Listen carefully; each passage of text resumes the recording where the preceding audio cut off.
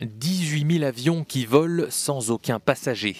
C'est ce que pourrait être obligée de faire la compagnie aérienne Lufthansa au cours de l'hiver, selon son PDG, pour conserver ses droits de décollage et d'atterrissage en Europe. Face au variant Omicron, très contagieux, le nombre de voyageurs a sensiblement baissé sur le continent, mais les compagnies ne veulent pas risquer de perdre des parts de marché.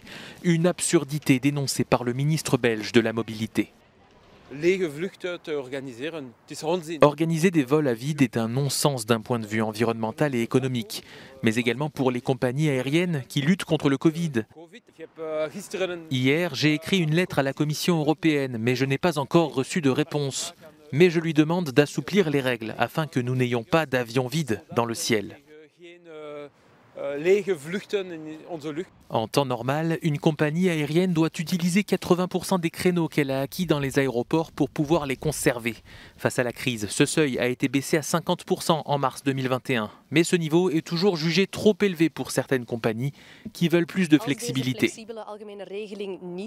Si ce régime général flexible n'est pas étendu, nous serons, en tant que compagnie aérienne, obligés d'effectuer des vols inutiles.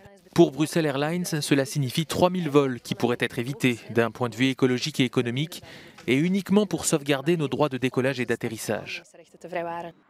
La présidente de la Commission des Transports du Parlement européen, Karima Delli, a saisi la Commission européenne en rappelant que l'UE devait réduire ses émissions de CO2 de 55% d'ici 2030.